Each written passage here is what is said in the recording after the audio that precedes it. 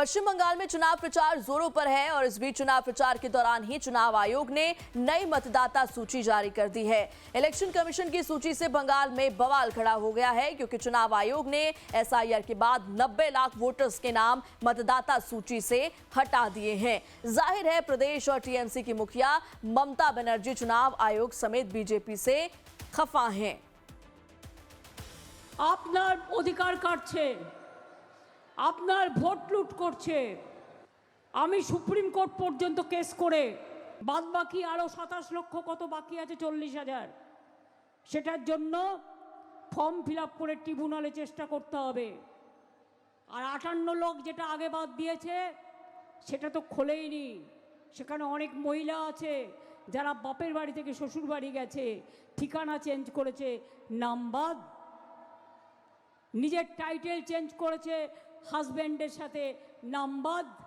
যে কত বড় সাহস সাধারণ মানুষ থেকে বিচারপতি, সবার নামই এরা নামের ভুল করেছে এবং নিজেরা নামের ভুল করেছে আর দোষ চাপাচ্ছে মানুষের ঘাড়ে। इस बाबत टीएमसी के एक प्रतिनिधिमंडल ने दिल्ली स्थित इलेक्शन कमीशन के मुख्यालय जाकर नई मतदाता सूची को लेकर मुख्य चुनाव आयुक्त से मिलने की कोशिश की, लेकिन मुख्य चुनाव आयुक्त ज्ञानेश कुमार ने मिलने से इनकार कर दिया।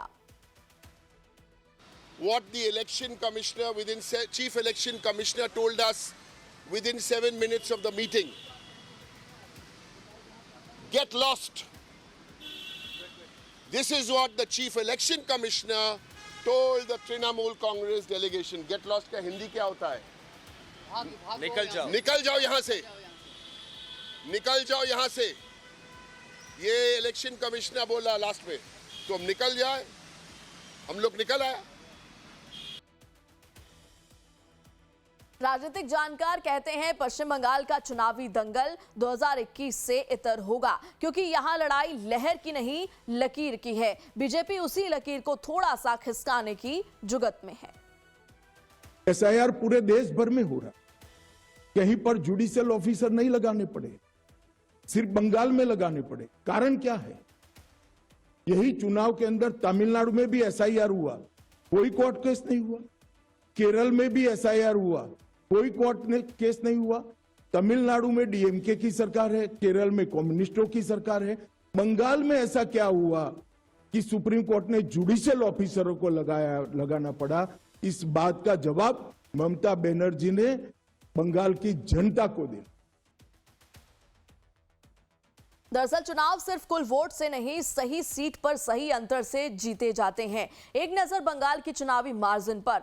पश्चिम बंगाल में विधानसभा की कुल सीटें हैं 294, तृणमूल कांग्रेस के पास कुल 213 सीटें हैं। इसके अलावा अगर बात बीजेपी की करें तो बीजेपी के पास मात्र 35 सीटें हैं। बात करें वोटों की मार्जिन की तो बीजेपी टीएमसी के बीच जीत का अंतर 10% से ज्यादा है।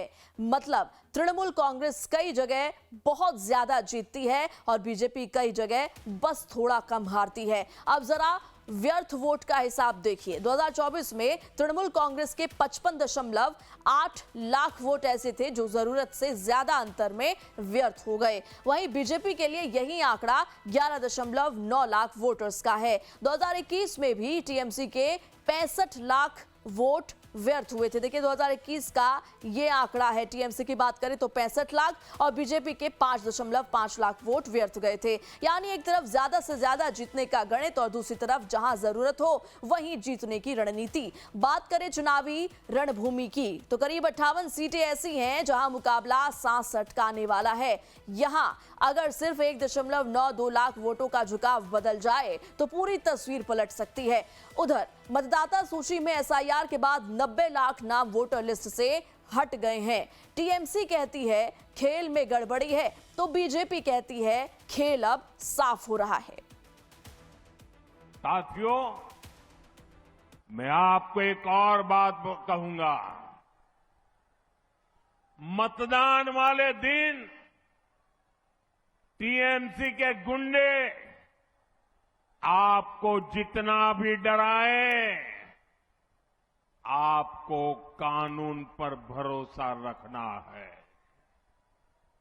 इस चुनाव में बंगाल से भय भागेगा। भाजपा की महाविजय से भरोसा जागेगा। बहरहाल चुनाव प्रचार जोरों पर है। चुनावी रैलियों ने सत्ता पक्ष और विपक्ष के बीच जुबानी जंग भी जारी है। देखना दिलचस्प होगा कि ममता दीदी अपना गढ़ बचा पाती हैं या फिर नहीं। तो बंगाल में वोट नहीं है और जाहिर तौर पर जो हमने फिगर्स आपको बताए उससे यही साफ होता है कि मार्जिन तय करेगी कि आखिर बंगाल की कुर्सी पर कौन काबिज होता है। मुकाबला टक्कर का है। देखने वाली बात यह होगी कि आज जब बीजेपी मैनिफेस्टो जारी करेगी तो उसमें क्या होने वाला है बंगाल की जनता के लिए। 3 राज्यों में विधानसभा चुनाव गुरुवार को संपन्न हो गए। असम, केरलम और केंद्र शासित पुडुचेरी में शाम 6 बजे तक वोटिंग हुई। चुनाव आयोग के अनुसार रात 8 बजे तक असम